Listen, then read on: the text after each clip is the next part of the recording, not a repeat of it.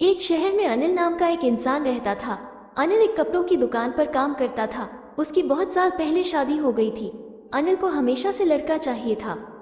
लड़का यह वंश का कुलदीपक होता है, पिता का नाम रोशन करता है और बुढ़ापे का सहारा होता है। पर लड़की शादी करके चली जाती है, ऐसी सोच रखने वाला वो पड़ोसियों को भी यह बात बताता था। शादी के कुछ साल बाद उसे दो लड़के हुए। बड़े बेटे का नाम करण और छोटे बेटे का नाम किशन रखा। बाद में कुछ सालों बाद उसकी पत्नी का निधन हो गया। उसके बाद उसी ने उन दोनों बेटों का ख्याल रखा। समय बीता और उसके दोनों बेटे बड़े हो गए और अब दोनों बेटे नौकरी कर रहे थे। दोनों की शादी भी हो गई। शादी होने के बाद भी वो सब एक साथ ही रहते थे। कुछ साल एक साथ खुशी में गए, लेकिन बाद में दोनों भाई एक दूसरे के साथ झगड़ा करने लगे। दोनों बहुओं में छोटी छोटी बातों पर मतभेद होने लगी। ये सब देखकर अनिल को बहुत बुरा लगता था। अब दोनों ने अलग रहने का निर्णय लिया और वो अलग हो गए। फिर पिताजी का ख्याल कौन रखेगा, ऐसा सवाल निर्माण हुआ। दोनों बेटे एक एक महीना संभालेंगे, ऐसा तय किया। अनिल एक बेटे के साथ एक महीने के लिए रहने लगा, फिर दूसरे बेटे के पास एक महीना, ऐसा उसका बंटवारा हुआ। पर जैसे जैसे वक्त बीतता गया वैसे वैसे बहुओं और बेटों में अनिल को लेकर झगड़ा होने लगा। दोनों बेटों के घर में झगड़े का कारण अनिल रहने लगा। ये बात अनिल को अच्छे से समझ आई थी। अब अनिल को पुरानी यादें याद आने लगी थी। उसने जिंदगी में कितनी बड़ी गलती की थी, यह उसे अब समझ में आ रही थी। पर अब इसका क्या फायदा।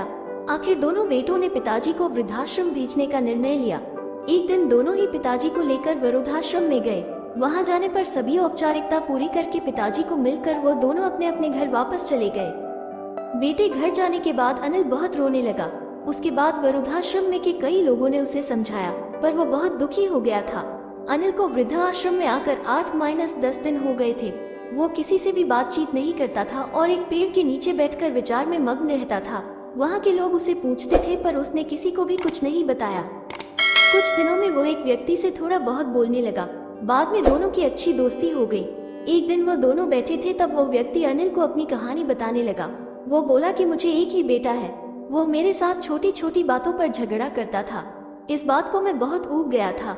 उस वजह से मैंने वृद्धाश्रम में रहने का निर्णय लिया। मुझे कभी कभी लगता था कि मुझे बेटे के साथ एक बेटी भी होती तो कितना अच्छा होता। कदाचित आज वो मेरे बुढ़ापे की लाठी बन सकती।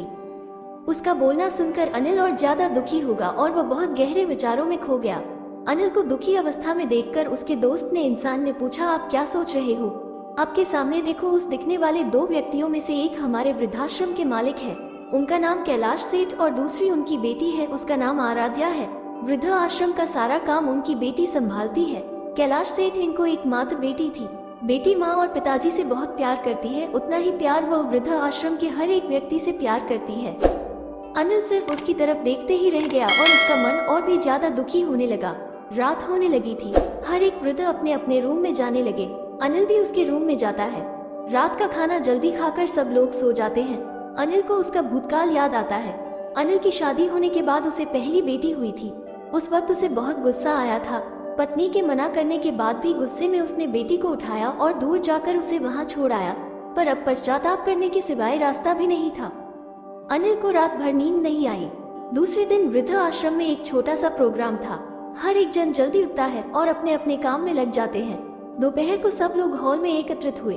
कैलाश सेठ और आराध्या भी आए हैं। वहां पर प्रोग्राम चालू था, तब कैलाश सेठ का ध्यान 2-3 बार अनिल की तरफ गया।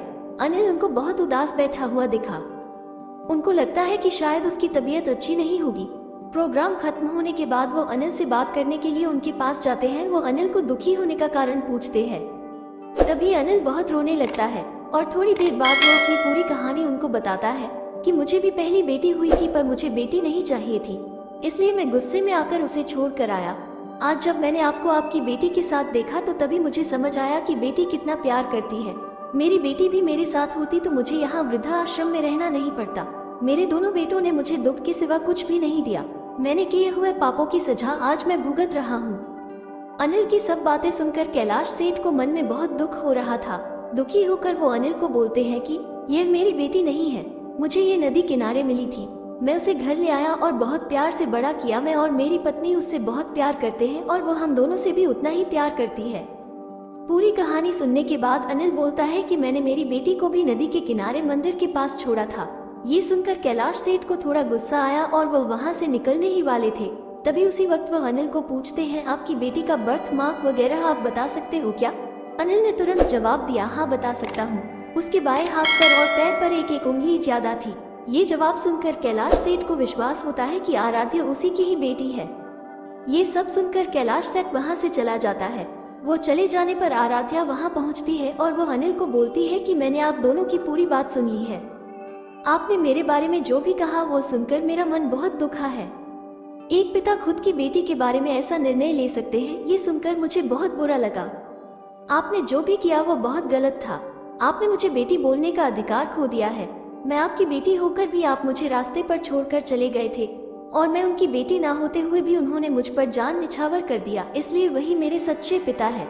आप इस वृद्धा आश्रम में रह सकते हैं, पर आज आपने उनके सामने जो बोला है वो फिर कभी भी उनके सामने मत बोलिएगा, क्योंकि आज तक मैंने उनको इतना दुखी कभी भी नहीं देखा। इतना बोलकर आराध्या वहाँ से चली गई। अनिल सिर्फ आंखों में आंसू लाकर उसकी तरफ देखता रह गया और अपने नसीब को दोष देता रहा। दूसरे दिन सुबह किसी को भी ना बताते हुए अनिल वृद्धाश्रम छोड़कर चला गया। आशा करती हूँ कहानी आपको पसंद आई होगी। चैनल पर नए हैं तो सब्सक्राइब करना ना भूले। धन्यवाद।